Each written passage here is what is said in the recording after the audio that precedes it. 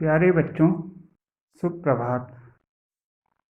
आज हम दादी माँ इस कहानी के विषय में पढ़ेंगे। यह कहानी प्रसिद्ध कथाकार शिव प्रसाद सिंह द्वारा विरचित है। ठीक है, यह कक्षा 7वीं में हिंदी की पाठ्यपुस्तक बसंत भाग दो का द्वितीय पाठ है, दूसरा पाठ है। तो आज हम इस कहानी के विषय में थोड़ा जानेंगे। आपको यह कहानी घर पर बैठकर पढ़नी है, पूरी की पूरी। ठीक है, इसका वाचन करना है। ठीक है, तो सबसे पहले कहानी का नाम क्या है? दादी माँ। किसके द्वारा लिखी गई है? शिव प्रसाद सिंह के द्वारा। ठीक है, तो हम इसके पाठ के सार को जानते हैं सबसे पहले। ठीक है, प्रस्तुत पाठ दादी माँ के लेखक शिव प्रसाद सिंह हैं और उनकी इस पाठ में उन्होंने अपने और अपनी दादी माँ के बीच के स्नेह और ममता की कहानी को बतलाया है। लेखक ने इस पाठ में दादी माँ के प्रेम को और समर्पण को दिखाया है कि दादी माँ उनसे कितना अधिक प्रेम करती थी और उनके प्रति कितना अधिक समर्पित थी। दादी माँ परिवार के हर कठिन समय में परिवार के साथ छाया के समान रहती थी। ठीक है, जब भी परिवार पे कोई संकट आता था तो उस समय दादी माँ साये के समान अपने परिवार के साथ रहती थी। ठीक है, लेखक कहते हैं इतना बड़ा होने के बाद भी थोड़ा सा कठिनाई आने पर वह बहुत परेशान हो जाता था। ठीक है, जब लेखक बड़ा हो गया तो कोई परेशानी उनके पास आती थी तो उस परेशानी से वो परेशान हो जाते थे, उसका समाधान वो आसानी से नहीं निकाल पाते थे।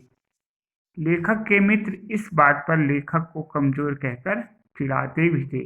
ठीक है, कि आप कमजोर हैं, आप कठिनाई से घबरा जाते हैं। परंतु दादी माँ हमेशा लेखक को प्रोत्साहित करती रहती थी कि नहीं, आपको कठिनाइयों से नहीं घबराना, उनका सामना करके आगे बढ़ना है।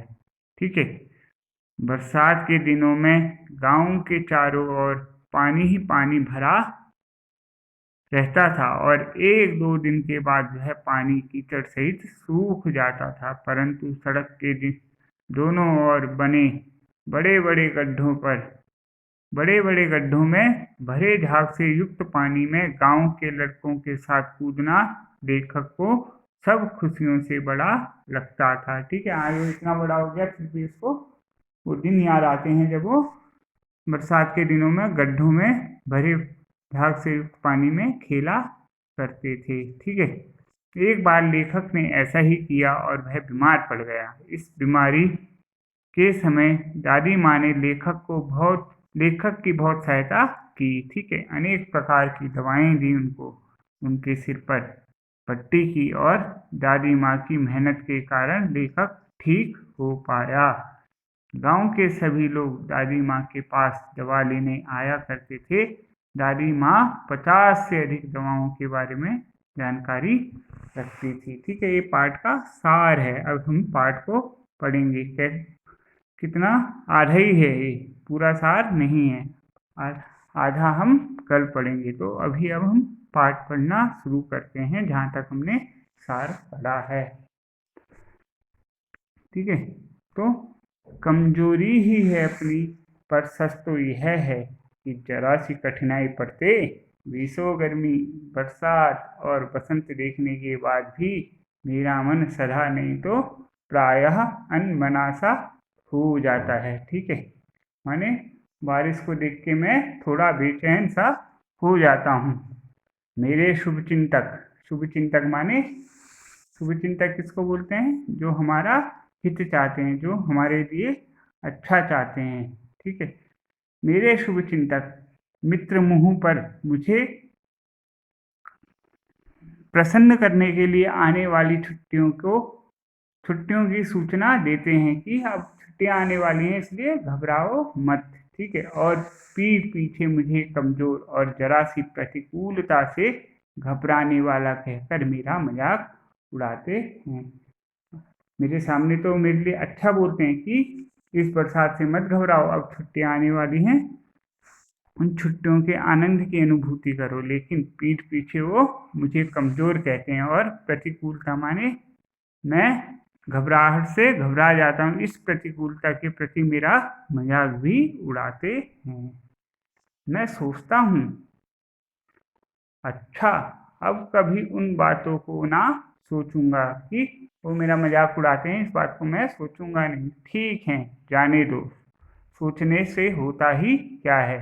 पर ठीक है, किस बात को नहीं सोचूंगा कि वो मेरा मजाक भी उड़ाते हैं, और जो ये बारिश का मौसम आते ही मैं घबरा जाता हूँ, इसको भी मैं नहीं सोचूंगा। पर बरबस मेरी आंखों के सामने शरद की शीत किरणों के समान स्वच्छ शीतल किसी की धुंधली छाया नाच उठती है। ठीक है, इस घबराहट के समय मुझे कोई याद आ जाता है। ठीक है, कैसा है वो? शरद की शीत किरणों के समान स्वच्छ। ठीक है, शरद माने सर्दी में जो शीत किरणें पड़ती हैं उनके समान, स्वच्छ माने साफ, शीतल बहुत माने अब मैं घबराहट से उबल रहा हूँ तो उनकी बातें मुझे क्या कर रही हैं, शांत कर रही हैं।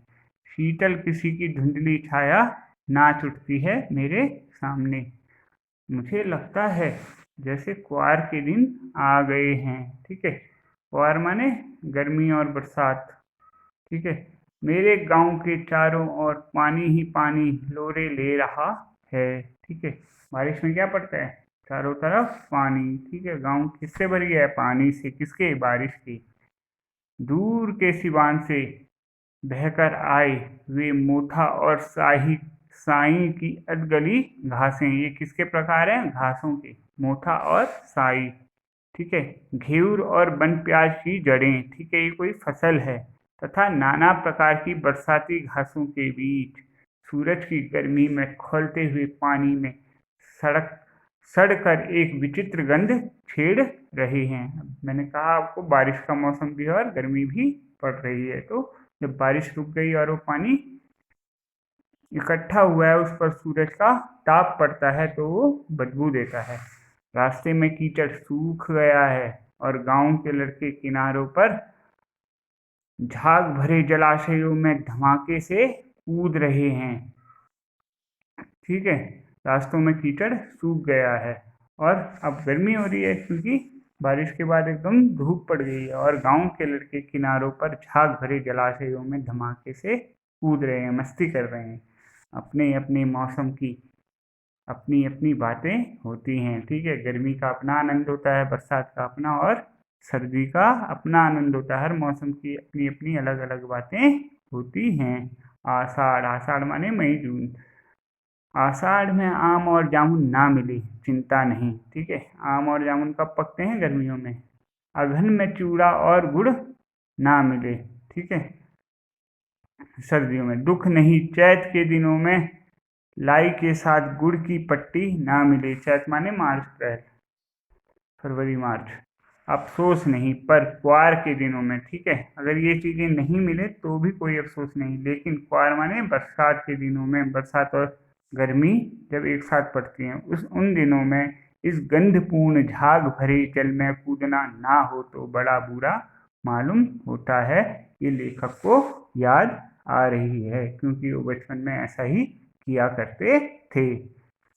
मैं भीतर हुड़क रहा था माने अपनी परेशानी से परेशान हो रहा था कि ऐसा क्यों होता है कि मैं घबरा जाता हूँ। तो एक दिन ही तो कूद सका था, नहा धोकर बीमार हो गया। ठीक है,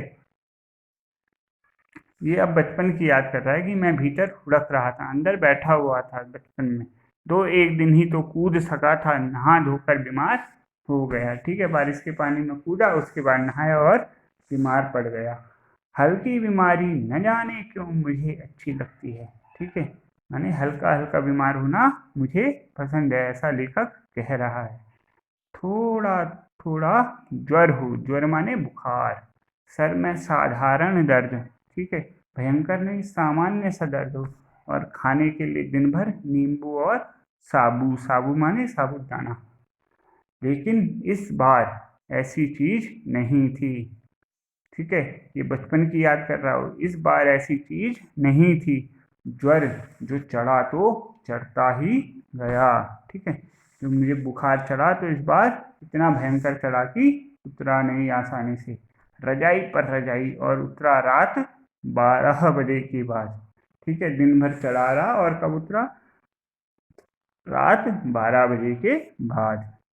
दिन में मैं चादर लपेटे सोया था, दादी माँ आई, शायद नहाकर आई थी उसी झाग वाले जल में जिसमें हमने मस्ती की थी और मैं बीमार पड़ गया है जिसमें नहा के। पतले दुबले स्नेही सने शरीर पर सफेद किनारेहीन धोती। ठीक है, उनका शरीर कैसा था? पतला दुबला। ठीक है, लेकिन प्यार की प्रतिमूर्ति, वो सभी से बहुत अधिक स्नेह करती थी। स्नेह सने शरीर पर सफेद किनारीहीन धोती। कौन सी, कैसी धोती पहनी थी उन्होंने? सफेद, जिसपे कोई किनारा भी नहीं था। सन से सफेद बालों के सिरों पर। ठीक है, बाल कैसे थे? एकदम पके हुए सफेद। सद्य टपके हुए जल की शीतलता, और वो अभी अभी नहाकर आई थी क्योंकि उनके बालों से पानी नीचे बिखर रहा था। आते ही उन्होंने सर पेट छुए। किसके? लेखक के, जब वो छोटे में बीमार पड़ गए थे एक बार। आंचल की गांठ खोल किसी अदृश्य शक्तिधारी के चबूतरे की मिट्टी मुंह में डाली। ठीक है, माने जैसे गांव के लोग करते हैं देसी इलाज। आंचल की गांठ खोली, आंचल माने जो साड़ी पहनी थी उसके किनारे की गांठ खोली, किसी अदृश्य शक्तिधारी के चबूतरे की मिट्टी मुंह में डाली और उससे कुछ मिट्टी निकाली जो ऐसे लगता था कहीं से वो लेकर आई है। और वो माथे पर मिट्टी मुंह में डाली, माथे पर लगाई। ठीक है, मुंह में भी डाली और माथे पर भी उस मिट्टी को उनके लगाया। दिन रात चारपाई के पास बैठी रहती, कभी पंखा झलती, कभी जलते हुए हाथ पैर कपड़े से सहलाती।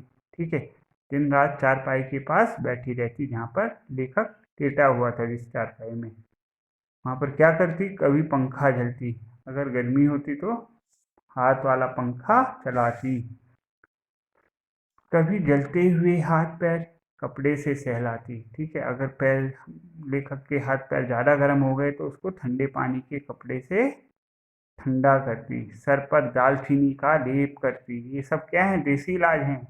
और 20 बार छू छू कर ज्वर का अनुमान करती। ठीक है, बार बार लेखक को छूती कि इसका बुखार कम हुआ या नहीं, बार बार छूती, छू कर देखती। हांडी में पानी आया कि नहीं, उसे पीपल की छाल में छौंका कि नहीं। ठीक है, ये सब लेखक की बीमारी के इलाज थे कि हांडी में पानी लाकर उसको देना था, तो दादी माँ पूछती पानी आया कि नहीं, इनको बोला था पानी लाने के लिए। उसे पीपल की छाल से छौंका कि नहीं, वो पानी कैसा होना चाहिए? पीपल की छाल माने पीपल के जो वलकल होते हैं, पीपल के वृक्ष का जो छाल होती है। ठीक है, टहनी की जो खाल होती है उसको उसमें गर्म किया जाता है। खिचड़ी में मूंग की दाल एकदम मिल तो गई है। ठीक है, खिचड़ी बनानी है, कौन सी? मूंग की दाल वाली। ठीक है, और वो एकदम मिली होनी चाहिए चावलों के साथ। कोई बीमार के घर में सीधे बाहर से आकर तो नहीं चला गया? आदि लाखों प्रश्न पूछ पूछ कर घर वालों को परेशान कर देती। ठीक है, कौन? दादी माँ। इतनी चिंता थी उनको लेखक की। दादी माँ को गवई गांव की 50 किस्म की दवाओं के नाम याद थे। ठीक है, गवई गांव माने गांव में रहने वाली या गांव में मिलने वाली जितनी भी दवाएं होती थी उनके नाम दादी माँ को मौखिक याद थे। गांव में कोई बीमार होता, ठीक है, गांव में कोई भी बीमार पड़ता उसके पास पहुंचती और वहाँ भी वही काम, क्या? दवाई देने का, उनको नुस्खे देने का। हाथ छूना, माथा छूना, पेट छूना, ये सब वो करती थी। फिर भूत से लेकर मलेरिया, सरसाम, निमोनिया तक का अनुमान विश्वास के साथ सुनाती कि इसको हो सकता है मलेरिया हो गया हो, ठीक है, जुकाम हो गया हो, निमोनिया हो गया हो, सबका अनुमान लगाती थी। हाथ पैर छू करके, ठीक है।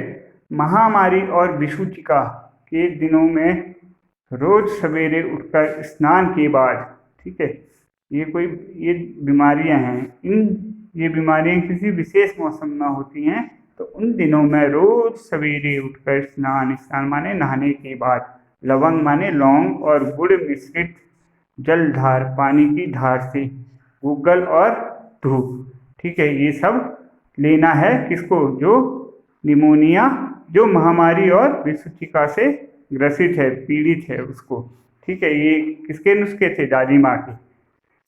सफाई कोई उनसे सीख ले। दवा में देर होती, मिश्री या शहद खत्म हो जाता, चादर या गिलाफ नहीं बदले जाते तो वे जैसे पागल हो जाती। अगर सफाई नहीं होती, ठीक है, रोगी का बिस्तर साफ नहीं होता तो इसको देखकर उनको अत्यधिक गुस्सा आता था।